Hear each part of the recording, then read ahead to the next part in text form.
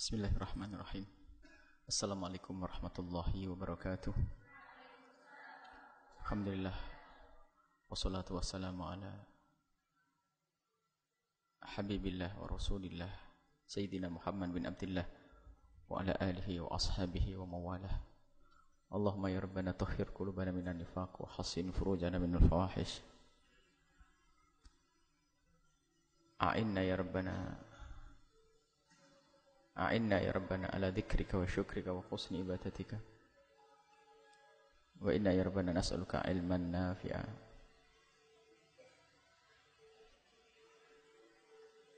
Nas'aluka ya Rabbana ilman nafi'a. Nas'aluka ya Rabbana ilman nafi'a. Wa na'udzubika min ilmin la yanfa' wa amalin la yurfa' wa qalbin la yahsha' wa ainin la tatma' wa nafsin la tashba' innaka anta ala kulli syai'in qadir. Warzuqni ya Rabbana taubata qabla al-maut wa syahadata inda al-maut wal jannata ba'da al-maut. Amma ba'du.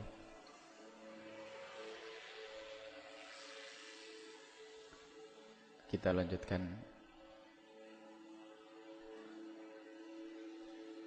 belajar kita dengan Imam Ghazali rahimahullah ta'ala dengan kitab Ya Ayyuhal Walad. Kita sudah sampai kepada petunjuk, bimbingan dan nasihat dari Imam Ghazali yang beliau nukil dari faedahnya Hatim Al-Asam, yaitu kita sampai kepada faedah yang kelima. Al-faedatu al-khamisatu, faedah yang kelima. Al-faedatul khamisatu, faedah yang kelima. Qala al-musannif rahimahullah ta'ala nafa'ana Allah bihi wa bi ulumihi wa bi ulumikum fid darin amin ila anqal.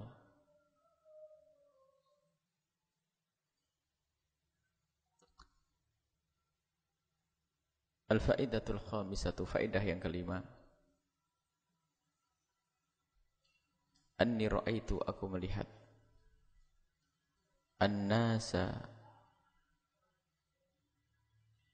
orang-orang, yadhummu ba'duhum ba'du, saling mencaci di antara mereka, wa yakhdabu ba'duhum ba'du, saling menggunjing di antara mereka. Wa wajadtu dzalika, maka aku temukan dari sebab itu semua adalah al-hasadu minal hasadi, dari kedengkian, wal jahi, dan pangkat yang diperebutkan, wal ilmi, dan ilmu yang ia sombongkan. Ilmu masuk. Ilmu tidak ditinggal oleh Imam Ghazali. Sebab-sebab saling menggunjing,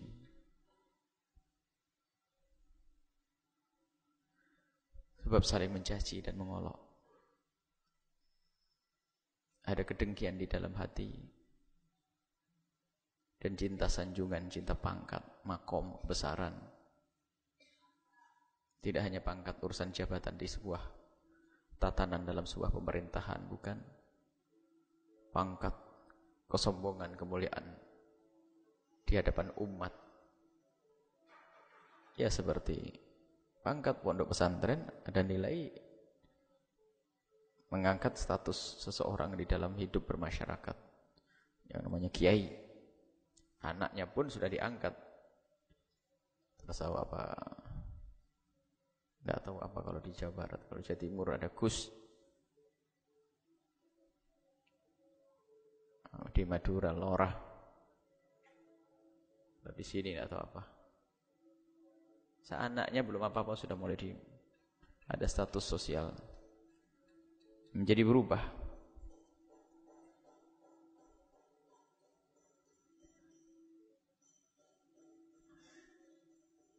saling menggunjing, saling mencaci, saling merendahkan, saling mengolok. Dan Imam Ghazali kalau membahas bab hasad luar biasa. Jangan ada yang terlewat ya untuk semprotan tadi. Jangan gara-gara pengajian sini tidak disemprot, semuanya harus semprot. Ente jangan melarang. Tidak ada boleh terlewatkan. Ente nyetop tadi. Enggak ada, tetap semuanya. Kalau ada ketinggalan sama, jentiknya dari situ nanti. Tidak boleh ada yang tertinggal. Ente harus izin Buya dulu kalau ngambil keputusan. Ini kesehatan anak-anak. Enggak boleh ada yang tertinggal satu tempat pun, harus disemprot. Ente ngambil inisiatif yang salah. Sana bersih, satu enggak. Penyakitnya dari situ. Nah, udah. Dan jangan ambil inisiatif, makanya nanti lari-lari kenapa tadi? Hah? Hah? Nah, jangan. Semuanya disemprot. Tidak boleh ada tertinggal, kasih tahu. Semua wilayah disemprot. Tidak ada yang tertinggal satupun. Karena percuma kalau ada yang tertinggal, ya itulah nanti. Pojok-pojok semua di bawah kolam, di kamar, di dapur, semuanya. Kalau ada satu lokasi yang tertinggal ya sama aja. Harus rata, dikontrol, dikawal semuanya. Semua tempat yang ada becekannya, ada airnya harus disemprot.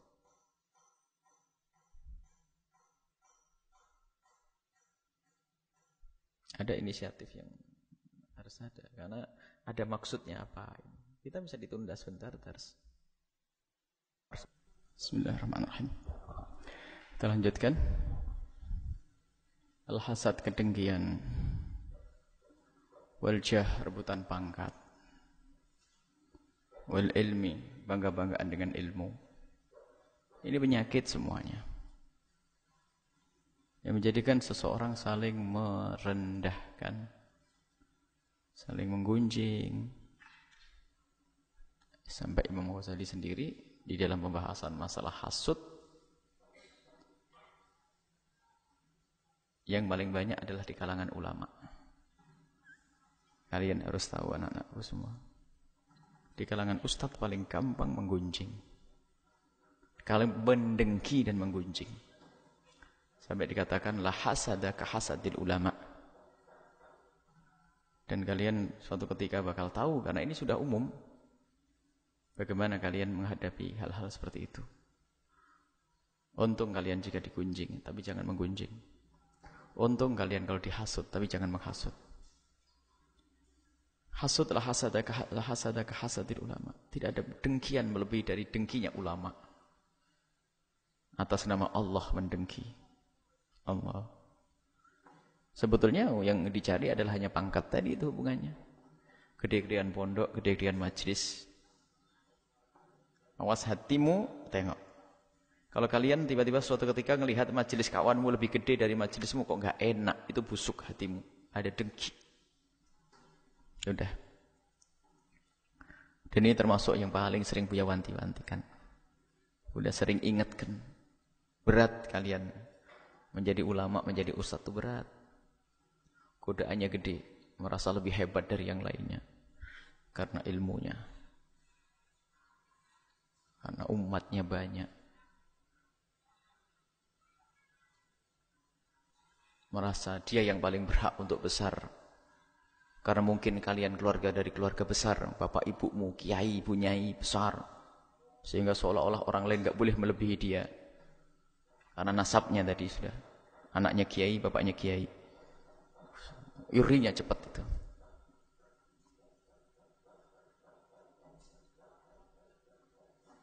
Sehingga kalau ada orang mau muncul dibahas segala macam. Belajar di mana tuh? Bapaknya siapa tuh? Keluarga siapa tuh? Kebusukan jiwa, kebusukan hati. Imam Ghazali bahas, baca bab hasud Imam Ghazali detail. Adapun masalah menggunjing tadi itu, yaqtab ba'dhum ba'dhum, menggunjing itu justru di kalangan para ulama yang paling banyak, bukan orang awam. Sampai kalimat Imam Ghazali apa? Menggunjing itu adalah fakihatul fuqaha. Faqihatul fuqaha. Jadi kalau habis makan ada buah-buahannya. Buah-buahnya ahli fikih itu. Sesaat mengkritiki cara berfatwa, sesaat mengkritiki fatwanya, sesaat mengkritiki bagaimana. Apa Ustaz itu? Gimana ini?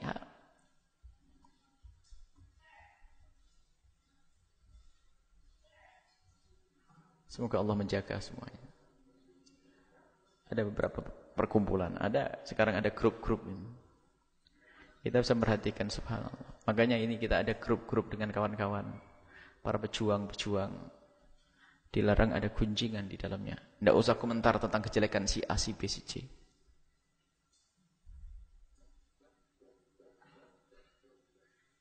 Tidak usah membicarakan kejelekan si A, si B, si C. Bukan urusanmu.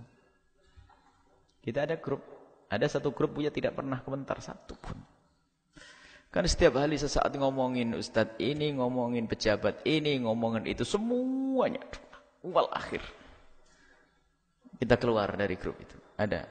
Kita tiba-tiba Buya dimasukkan grup kelompok orang apa. Sesaat pembela kebenaran, pembela Islam, pembela Ahlus Sunnah wal Jamaah, pembela. Banyak. Tidak tahu ada berapa puluh grup itu. Kita dimasukkan.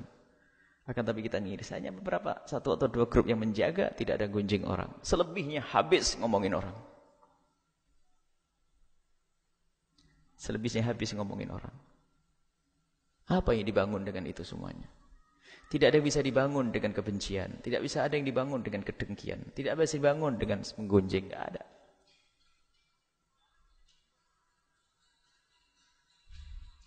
Allah. Hati-hati nak. Itu wilayah kalian. Wilayah kalian. Faqihatul fuqaha. Diberi sedikit Al-Quran, hafal Quran, gunjing ahli fikih. Ahli fikih, gunjing ahli Quran. Menginginkan orang lain jadi malaikat semuanya gak punya salah. Gak bisa memaafkan kesalahan orang lain. Jadikan bahan untuk menjatuhkannya. Kalau ada ustadz atau ulama kepleset, semestinya nangis. Tapi sekarang sudah tepuk tangan. Ada ustadz kepleset. Dalam tingkahnya, perilakunya, omongannya. Mestinya menangis. Karena ustadz atas nama ulama kemudian melakukan satu perilaku yang tidak layak. Nangis mestinya. Tapi sekarang tepuk tangan tuh. Mau apa? Apa yang dicari? Pengen jadi iblis. Ana khairun minhu. Aku lebih bagus dari dia. Aku lebih berhak jadi kiai daripada dia. Aku berhak punya pondok daripada dia. Aku berhak. Kesombongan. Hati-hati kalian. Karena setiap saat kalian harus berani membincangkan kalimat ini. Supaya kalian terjaga. Murid-murid kalian terjaga. Satu lokasi, pondoknya 16, karena anaknya 16. Itu sudah enggak akur loh. Kalau undangan pengajian sih enggak mau datang, eker-ekeran.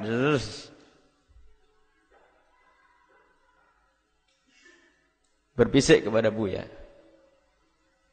Kalimat yang ada di muhawarahnya Bapak Kamin akman kamin aqarib aqarib. Alangkah kamin aqarib aqarib. Ngomong dong bisi. Ada apa-apa ini di dalamnya ini. Ada berbisik. Kamin aqarib aqarib. Ustadz semuanya, hafal Quran semuanya ini, hebat semuanya.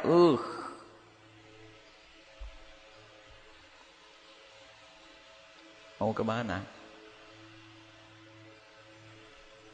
Ini penyakit nular. Mendengki, menggunjing, penyakit nular. Lebih cepat daripada kudis di pondok. Kita duduk dengan penggunjing, besok gunjing. Makanya pastikan tidak boleh menggunjing. Kalau sudah bab menggunjing itu orang lain nggak ada yang benar. Yang pakai imamah ngomong, ini ustadz pakai kopiah hitam. Coba pakai imamah kayak Nabi, sunnah Nabi. Ini yang pakai imamah. Yang pakai kopiah hitam bilang, ente ini dakwah di Indonesia kok macam-macam gayanya kayak orang Arab. Coba pakai sarung begitu biar bisa masyarakat. Ada aja iblisnya. Terus mau gimana ini? Ajib. Dan dia nemui semuanya itu aneh-aneh itu. Giliran pakai imamah dimarahin, ente kok pakai imamah, ente dakwah dijawab, cobalah kayak Sunan Kalijogo itu pakai belangkon begini gini. Giliran yang pakai imamah juga punya begitu. Ini kiai coba sunnah Nabi. Ajib.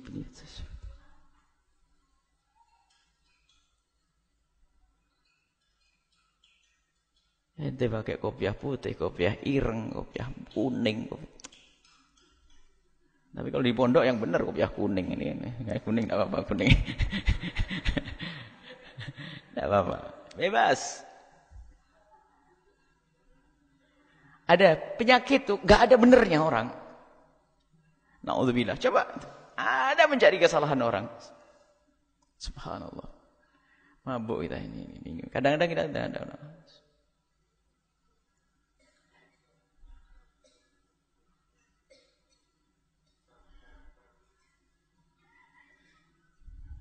Yang pakai cadar ngerendahkan yang enggak pakai cadar. Ini enggak ngerti syariat Nabi Muhammad. Coba pakai cadar nih. Kenapa murid-muridnya enggak ada suruh pakai cadar? Yang pakai cadar, yang enggak pakai cadar, sok bener. Cadar biar kayak ahli surga sudah habis semuanya, enggak ada ujungnya, ada benernya. Ada apa ini semuanya? Hasad.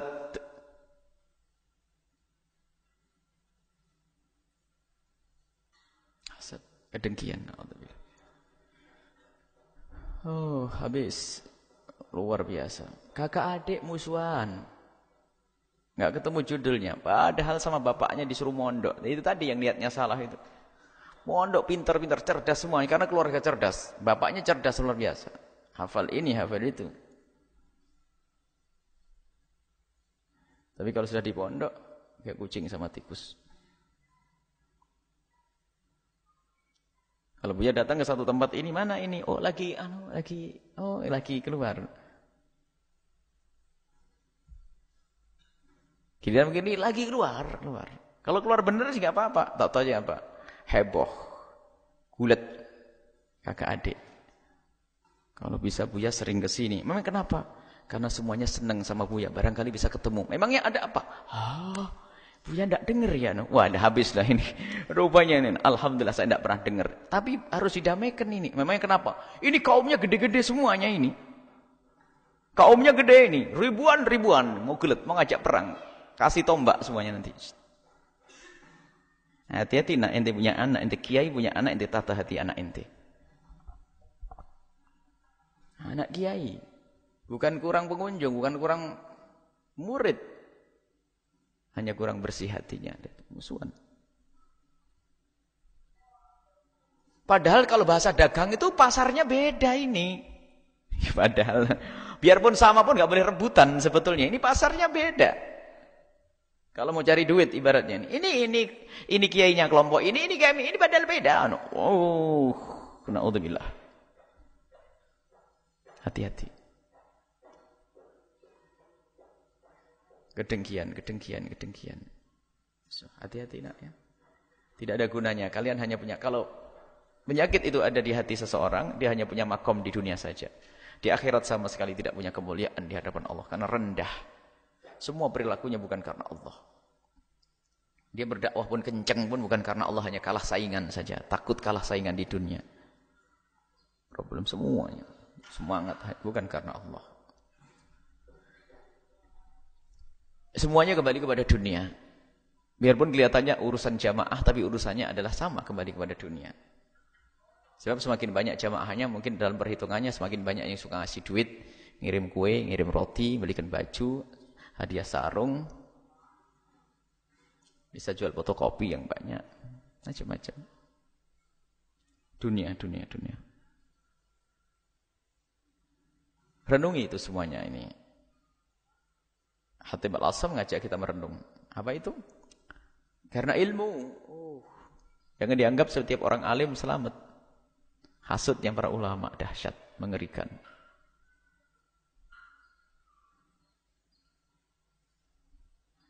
Fata'ammaltu, kemudian aku merenung. Biqaulihi ta'ala, firman Allah. Ini memang ilmu betul. Kata Imam Ghazali enak disampaikan. Tapi sadarnya itu loh yang susah. Al-mushkilah. Dengar awal kisah Imam Ghazali mengatakan, nak nasihat mah enteng. Tapi al-muskilah apa? Ngamalkan, denger. Tuh. Awal kisah Imam Ghazali sudah ngamal. Paling enak nasihat. Paling susah adalah dengar. Ayyul wal an-nasihatu sahlatun. Nasihat itu gampang. Muskil qabuluha. Susahnya diterima. Makanya kalau sudah kedengkian enggak pandang ini ya. Fakir, kaya, alim, enggak punya ilmu.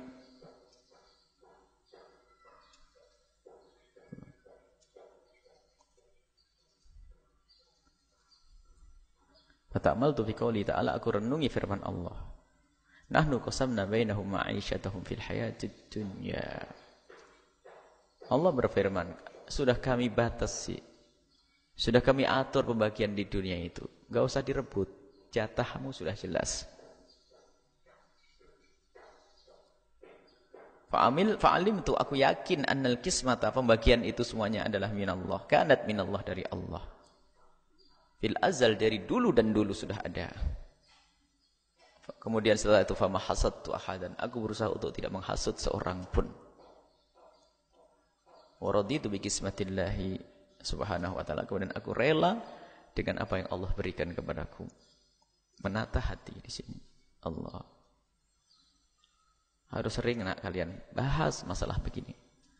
Paling tidak telinga kita sering dengar. Semoga bersama telinga dan dengar dari omongan kita sendiri, hati kita pun mau mendengar.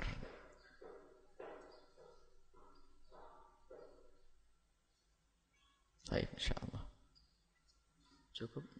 Itu aja, satu aja. Perlu renungan yang panjang. Renungan yang dalam dan panjang ini luar biasa. Ayo. Mau ditanyakan?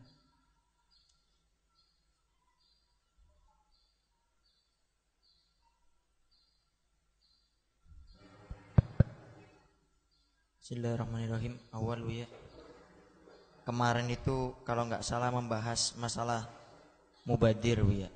Ini kadang kita suka agak bingung definisi mubadir itu apa ya. Dan kadang-kadang apakah termasuk daripada israf? Mubadir itu menggunakan sesuatu yang tidak ada gunanya di dunia dan di akhirat. Segala sesuatu yang digunakan untuk maksiat dijamin pasti mubadir. Al-israf. Segala sesuatu yang digunakan bukan untuk akhirat atau tidak ada kebaikan di dunia dan tidak ada kebaikan di akhirat, itu mubadir. Membeli CD yang di situ ada film yang tidak pantas dijamin mubadir. Membayar sesuatu yang haram mubadir, pasti mubadir itu. Menggunakan sesuatu untuk yang mubah dan tidak dibutuhkan mubadir. Yang tersisa adalah yang dibutuhkan. Sehingga tingkat manfaatnya, semakin kita butuh, semakin besar manfaatnya. Dan kita pilih dan kita pilih. Makanya diajari untuk cerdas belanja. Cerdas berinfak. Untuk siapa kita memberikan uang? Tapi tidak ada mubadir untuk kebaikan, enggak ada. Karena akan ditimbun nanti di akhirat. Enggak tahu beli TV itu mubadir enggak ya? Kalau di rumah itu. Nyala 7 jam, pengajiannya 1 jam. Kalau digunakan untuk tidak baik, mubadir. Semuanya mubadir. Jadi ukuran mubadir adalah segala sesuatu yang tidak ada manfaatnya, harus kita bayar, mubadir.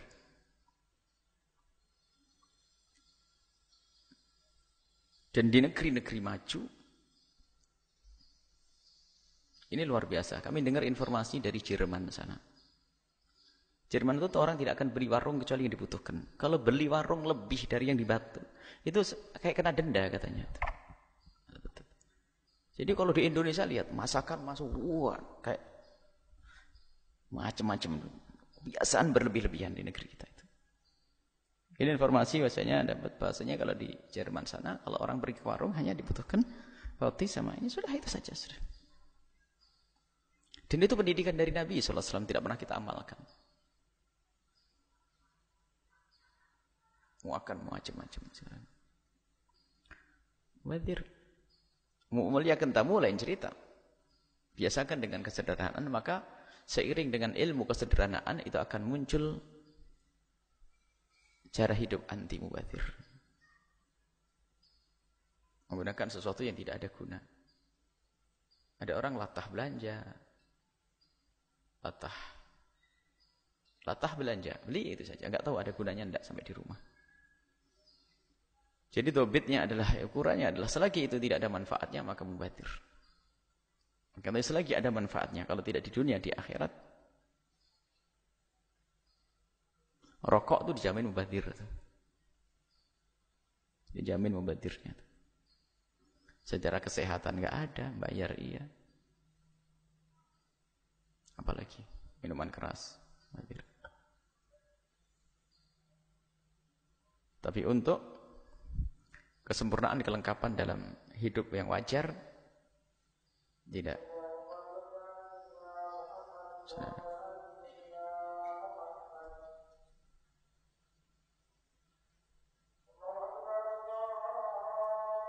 Allah Akbar.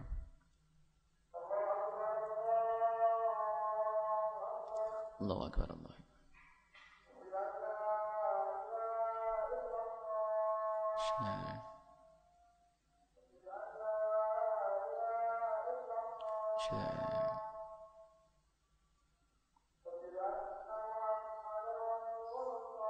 Anna Muhammad Rasulullah.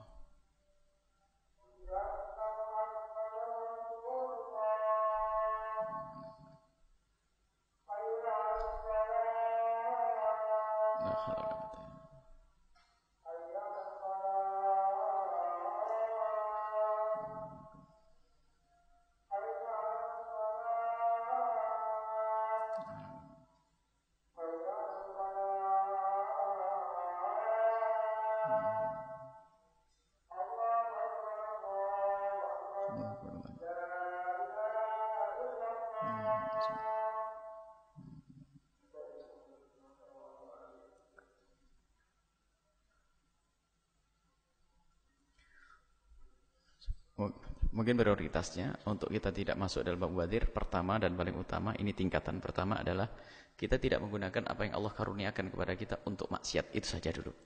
Ini martabat ula. Pastikan yang aku beli adalah bukan sesuatu yang maksiat. Pastikan apa yang aku gunakan ini bukan untuk sesuatu yang haram. Ikhwanu syayatin, temannya syaitan. Itu martabat pertama. Yang kedua adalah tingkat derajat makruh. Yang ketiga memilih dari yang mubah. Tingkat tinggi adalah kita tidak akan kecuali yang dibutuhkan. Kebutuhan di dunia akhirat. Sedekah, infak adalah kebutuhan. Allah a'lam bishawab. Bu ya, ada satu tadi ketinggalan Bu ya. Kalau kita mendapati satu kelompok Bu ya, yang kadang-kadang itu sering muter-muter dalam apa artian pingin minta bantuan, kadang ke pondok pesantren, datengin kiai-kiai gitu Bu ya. Kemudian bagaimana kalau mereka itu membantu mereka, apakah termasuk menjerumuskan juga tanpa mereka menasihati, dan nasihat kepada mereka gimana Bu ya? Keliling itu kan memang ya kadang permasalahannya adalah kebiasaan dari tempat tersebut seperti itu. Sekarang masalah keliling. Keliling bukan sebuah kesalahan. Kalau orang keliling, ada sebagian orang yang perlu didatangi untuk bisa sedekah dan infak. Cuman Buya kecewa suatu ketika menemukan anak-anak putri disuruh muter di Tegal Gubuk untuk minta duit. Dan kita kenal sama yang kiai yang nyuruh itu. Langsung tutup poin tip salam. Tahu nama nomor teleponnya. Ada lagi masuk ke pondok di Karangjalak, perempuan. Anak putri diliburkan 1 bulan, 2 bulan untuk keliling cari duit. Astagfirullah. Ya kita sedikit tolong sampaikan kepada kiai. Iya, kalau yang ente datangi di rumah baik-baik, tak taunya orang niat jelek, pura-pura dikasih duit suruh masuk dalam rumah, dikunci kamar, temu apa? Ente menjerit ke polisi nggak bisa. Kenapa? Ente yang datang ke rumah saya. Ayo. Diperkosa misalnya. Mau ngomong apa? Masuk. Waktu kita di Karangjalak, ini putri untuk keliling. Tidak tahu. Dan pondoknya juga nggak jadi-jadi. Nggak ada berkah nanti, karena tidak dengan cara yang baik. Cuman kita tidak boleh nilai kalau itu adalah pasti nggak benar. Mungkin memang kebiasaan masyarakatnya seperti itu, kemudian lebar. Kita tidak boleh merendahkan juga. Kalau kita membantu, dilihat. Cuman biasanya kalau ada orang datang seperti itu, kita langsung minta alamatnya, kita akan datang aja ke sana. Kita akan cek, kita akan bantu di tempatnya, gitu saja. Kita tidak akan memberikan bantuan di saat orang datang ke situ. Di pom Cirebon itu ada ibu-ibu minta sumbangan atas nama pondok. Tak tanya kiainya siapa, nggak tahu nama kiainya. Ajib. Terus kiainya siapa? Berarti ini rupanya hanya pinjem aja, dia kayaknya ada yang suruh keliling dapat persenan berapa. Nggak ngerti kiainya. Kiainya siapa? Nggak tahu. Lah bagaimana ibu nggak tahu kiainya? Gimana membantu? Ajib, aneh. Masa disuruh Buya Yahya yang kenal Buya Yahya, kan aneh. Sangat aneh begitu sudah. Belum lagi yang berbohong, belum lagi ini dan sebagainya. Kita tidak menyalahkan mereka, karena mungkin masyarakatnya sudah biasa dengan seperti itu. Kalau menasihati sih boleh, memberikan cara yang lebih baik. Kita beri cara yang lebih baik. Dan itu memang merendahkan cara Islam masuk ke rumah-rumah. Kadang-kadang mengganggu istirahatnya orang, kadang-kadang dengan cara paling dapat 100.000, 200.000. Keliling paling banyak dapat berapa? 500.000.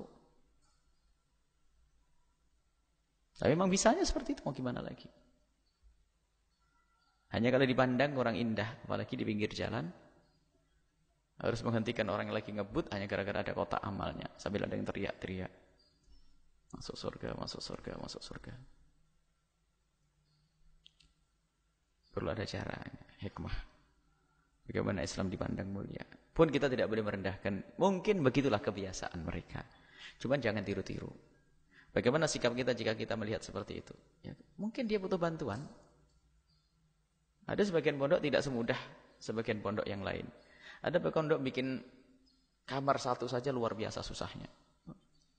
Ada. Perlu dibantu dan ditolong. Dan prinsip, nak, jangan biasa berkeinginan untuk gedekan pondokmu sendiri. Itu sudah kesombongan, nak. Pikir pondoknya orang. Harus berpikir, ajarkan. Mungkin kalau ada donatur kebanyakan, arahkan, bisa bantu di sana. Menghilangkan ini penyakit kesombongan ini. Dan jangan merebut donaturnya orang sini. Awas ya. Kalau ada orang datang ke sini suka-suka. Dan jangan senang masuk rumahnya orang kaya. Ini dengar. Jangan menikmati kalau kamu masuk rumahnya orang kaya. Senang. Sudah itu. Tawadhu' ali ghadini. Dhahaba andu thuluthatini. 2/3 agamanya akan hilang. Datang karena ada perlu. Mungkin ada yang sakit. Mungkin ada acara majlis. Ada. Dan jangan dekat dengan orang kaya karena kalian berharap untuk mendapatkan pemberian darinya. Ini adalah penyakit. Kedengkian muncul ya sebab ente setiap datang sama orang berharap uangnya. Sehingga kalau orang itu pindah ke orang lain, ente pusing. Wah, donatur saya hilang satu ini, wah kacau ini. Akhirnya musuhan Ustaz dengan Ustaz. Jadi harus tegur, hei ente kamu pergi kemana saja. Ini lapangan untuk cari pahala, tempat sana juga pahala, selesai. Ini kalau kita rinci bab hasud ini panjang ceritanya bab dengki ini. Sebabnya macam-macam ini. Ada orang dilarang mau berbuat baik tempatnya seseorang, di stop. Ente jangan ke situ, ngapain bantu di situ? Bantu aja di sini ya. Stop. Makanya tim Al-Bahja tidak boleh berbuat seperti itu. Kalau ada orang yang membantu di sana, kecuali bantu di tempat yang akidahnya sesat, menjerumuskan, wajib kita stop. Tapi kalau sama-sama akidah, manhajnya sama, akidah sama, jangan sekali-kali melarang. Orang berbuat baik di tempat lain, silahkan berbuat baik. Suka-suka. Jangan masuk setan ke dalam hatimu untuk menanamkan bibit kebencian, kedengkian. Nasib busuk nanti. Itu ya. Dan kita melihat pondok yang seperti itu, kita pun juga tidak boleh masuk bab merendahkan. Mungkin begitulah keadaan dari dulu. Dan kadang memang pondok, subhanallah. Kita ingat masuk satu daerah itu. Mencari duit 300.000 saja susahnya setengah mati. Buru-buru mengadakan pengajian, ngundang ustadz. Kadang-kadang tanya, bayarnya berapa sih? Ya ini bayar ustadznya. Sehingga biasanya kalau tim kita langsung bertanya, ibu kurangnya apa? Gitu loh. Biasanya tim kita harus begitu. Baik yang di Bogor, di Tulungagung, di ini. Kalau ada orang tanya berapa pembayarannya, ini biasanya di rumahnya nggak ada duitnya. Langsung saja saya bantu sonnya, saya bantu begini ya. Bilang begitu saja. Kita dakwah bukan cari duit. Hanya yang perlu dibantu. Kalau kalian dakwahnya cari duit, nak sengsara, nak jualan di toko sana, tinggalkan bukumu. Jualan sana di pasar, jual sayur sana. Dakwahmu bukan untuk cari duit. Ingat ini. Dan harus sering diulang-ulang di majelis khusus. Ini ada majelis khusus. Anak-anak yang sudah mulai gede mau berdakwah. Kalau sudah tiba-tiba kamu lirik sakunya orang kaya, kalau ada duit jangan kau terima itu. Berarti takmak di dalam hatimu. Kalau sudah kau terima, pastikan bukan untukmu. Selesai. Habislah. Perangi hawa nafsumu itu. Rizki tidak akan kemana. Orang-orang kaya perlu kalian doakan. Kalian menginginkan dia mulia. Terima kasih darimu pun tidak begitu perlu.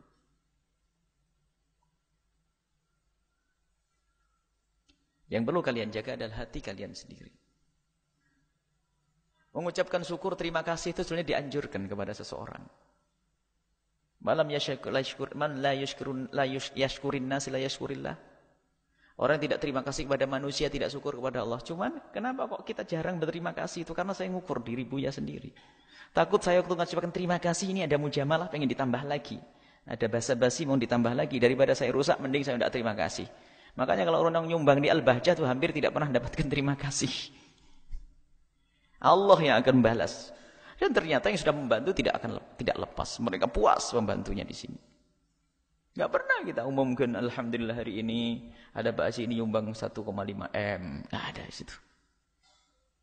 Mungkin dengan begitu saya menjilat di hati saya biar besok nambah lagi. Tidak. Padahal berterima kasih dianjurkan, makanya terima kasih kita cukup memohon kepada Allah. Ya Allah jaga dia. Sebab setan itu canggih, pinter, cerdas sih ya. Oh Masya Allah ini orang dermawan, Masya Allah.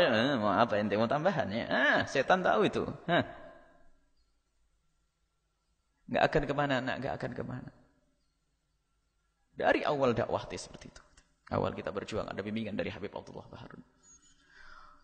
Penyakit luar biasa dalam dunia dakwah yang kalian tekuni ini. Setannya gede-gede, setannya pakai imamah kayak ente. Canggih juga, kelas berat setannya.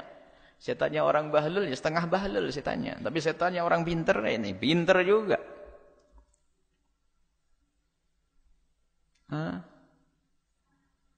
Perlu tarbiyah. Makanya jangan kita duduk dengan Syekh Muhammad Atiyah. La yujibuni dzaka'ut talib. Aku tidak terkagum dengan kecerdasan seorang murid. Cerdas kadang sombong, ngoreksi guru, mentang-mentang ini. Tapi khuduknya, patuhnya seorang murid. Khidmahnya seorang murid. Khidmahnya seorang murid itu merangkum bermacam kemuliaan. Mulai dari tawaduknya dia. Siap berjuang untuk umat Nabi Muhammad. Tidak akan dia mudah menggunjing karena dia biasa dengan ketawaduan. Karena gunjingan itu sebabnya karena kesombongan. Tidak ingin didahului oleh orang. Baik. Tapi yang lain, tanyakan. Ya, ya. Assalamualaikum ya. Salam. Tanya soal ciri-ciri bagaimana mengajar itu yang ikhlas Bu ya. Seperti halnya seperti ini.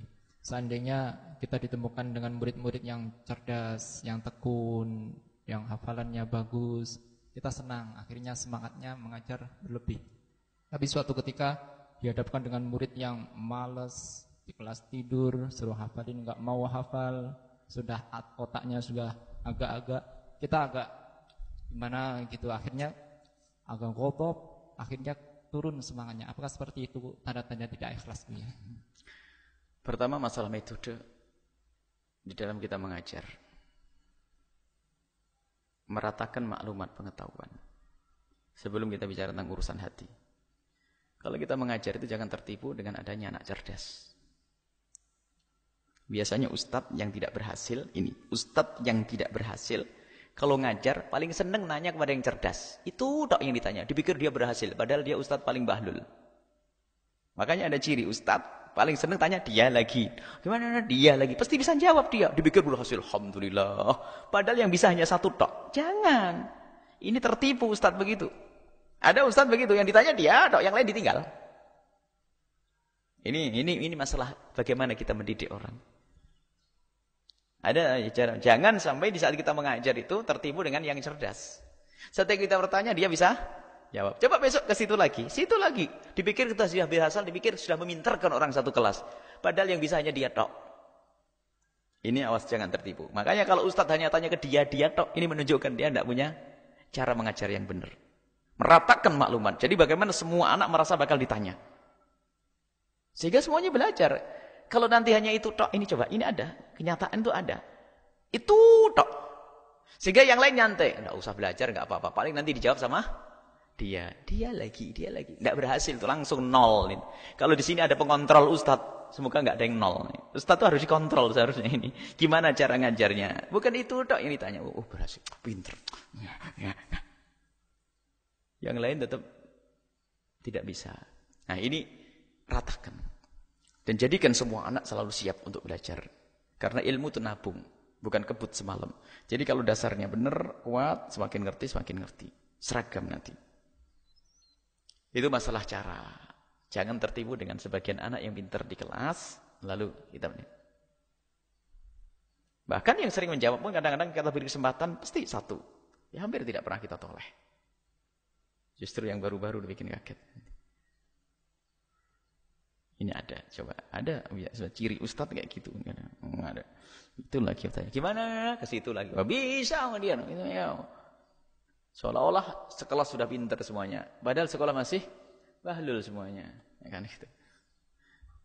Jadi kecerdasan di dalam kita menyampaikan. Kemudian harus ada inovasi dalam mengajar itu. Kita punya caranya guru. Tapi guru kita pun sangat senang kalau kita merubah cara guru menjadi lebih bagus lagi. Cara Buya belajar fikih dengan yang Buya cara ajarkan beda, tapi tetap sumbernya sama. Cara penyampaian guru Buya beda dengan yang Buya sampaikan. Harus ada inovasi. Inovasi penting, inovasi. Harus gimana metode mengajar yang cepat, yang bagus, harus membuat cerdas. Dulu di Bangil itu waktu zaman kita ini ketemu orang-orang yang kreatif dalam ngajari bahasa Arab. Ada sesaat wayang, ribut wayang. Tapi wayang bahasa Arab. Semua anak harus punya wayang 2. Suruh ngomong, "Man anta ana tilmid, min aina ji'ta ana." Ini ada ide-ide. Itu berjalan 1 bulan, tapi anak-anak semangat, besok ganti lagi. Jadi ada ide-ide begitu. Ustadz pinter itu. Begitu tak dianya kenceng ngomongnya, muridnya tidur semuanya. Alhamdulillah, Fatihah.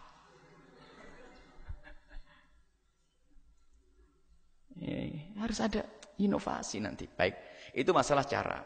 Nah, yang ditanyakan adalah apakah betul itu adalah tanda bahwasanya tugasmu adalah mengajar. Adapun yang menjadikan itu nanti berhasil adalah Allah. Tugasmu mengajar, tugas ustadz itu mengajar, memaksimalkan cara mengajar dengan 2 cara. Yang satu memohon kepada Allah di tengah malam, separuh lagi dengan cara yang maksimal. Kita dengan mengandalkan metode pun tidak cukup. Permohonan kepada Allah. Gimana sholat kita?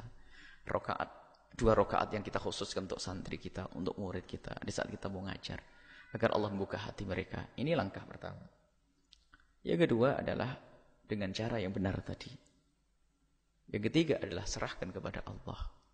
Kalau kita tulus dalam mengajar, kita menginginkan orang itu alim, lah kok dilalah kalau bahasa Jawa itu. Lah kok punya murid super bahlul, hafal 1 lupa 2.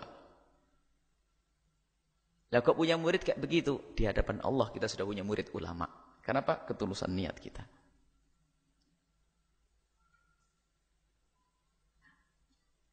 Bahkan dalam dunia tarbiyah itu ternyata yang diperangi adalah kesombongan.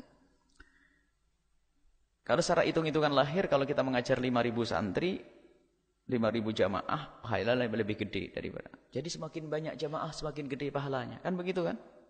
Itu dalam hitungan lahir. Karena setiap orang membawa pahala untuk kita. Bisa saja kalau kita mengadakan pengajian yang datang 10 orang, lebih bagus pahalanya daripada 5.000 orang. Untuk kita. Kenapa? Di saat 10 jamaah yang datang itu malesnya setengah mati. Ya, terlambat. Ngambil sandalnya ini ke kamar mandinya ntar dulu, duduk lagi. Ya. Lihat belum datang. Kalau yang cuma 5.000 belum. 1 jam sebelum sudah siap. Siap. Siap. Niat yang salah. Niat yang salah. Betul yang ditanyakan. Seperti itulah godaan setan. Kalau muridnya sudah mulai bebal, sekarang bagaimana kita memintarkan yang bebal itu? Wah, dahsyat itu. Semakin giat, yang nilai adalah Allah. Yang nilai adalah Allah.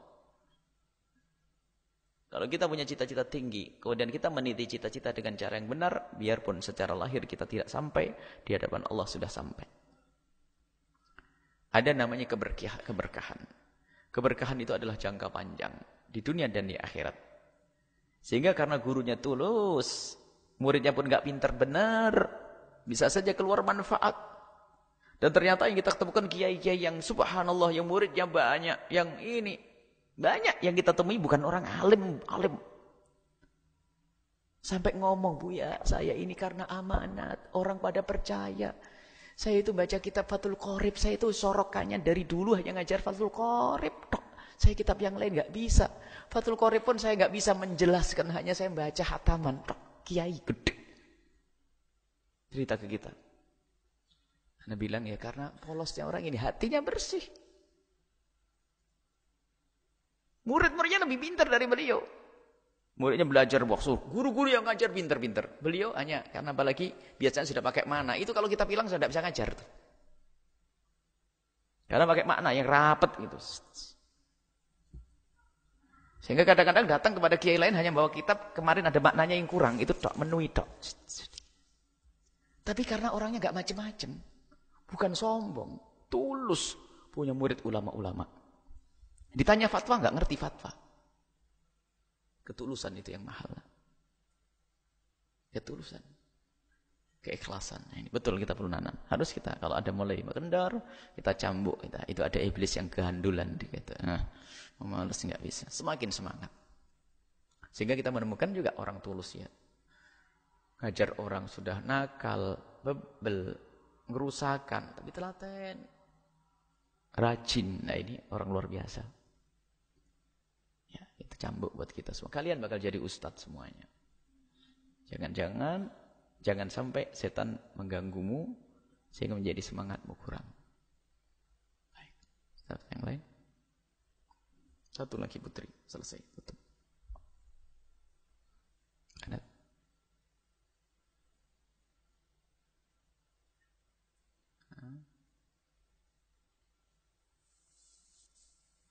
Alas? Tadi coba, satu lagi. Biar 3 ini. Buya. Anak.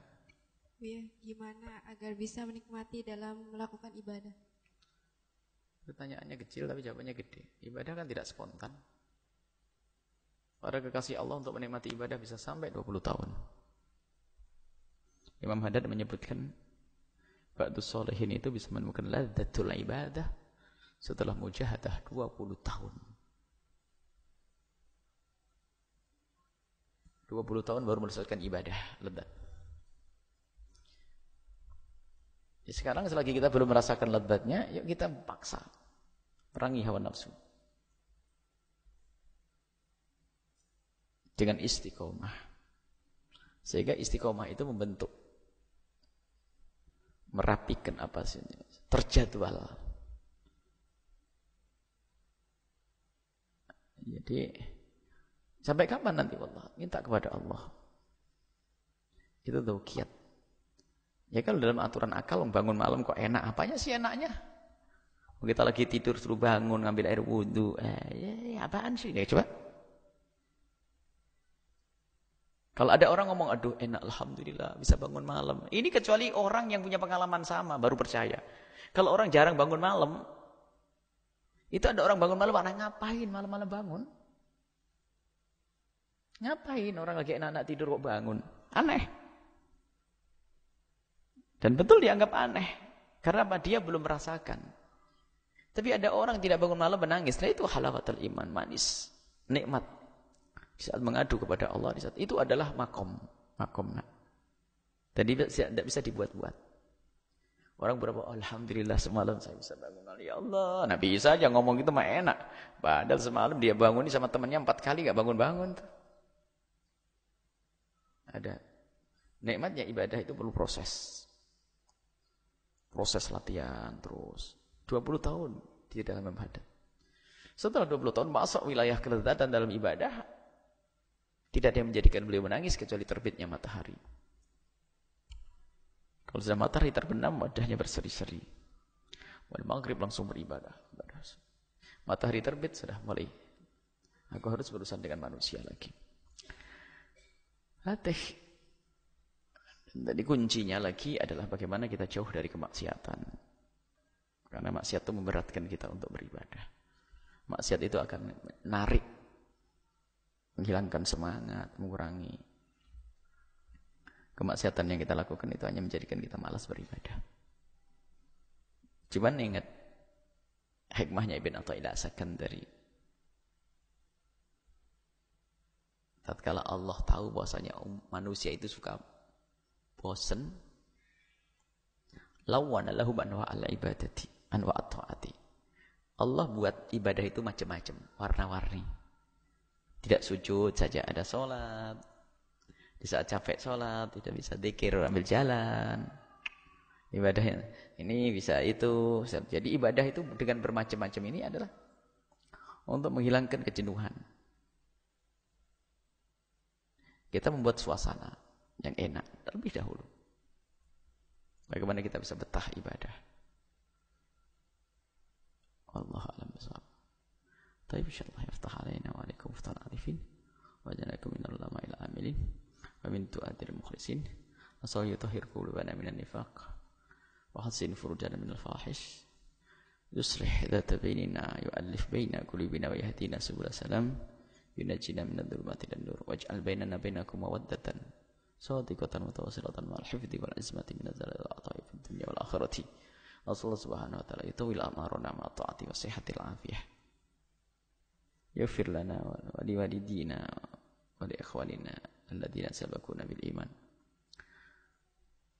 Wa sallallahu subhanahu wa ta'ala yajma'na fi hadhihi dunya fi mahabbatihi wa fil akhirati fi jannatihi ma'al habib Muhammad sallallahu alaihi wasallam ma'al khatimatil husna ma'al khatimatil husna ma'al khatimatil husna hayyun fil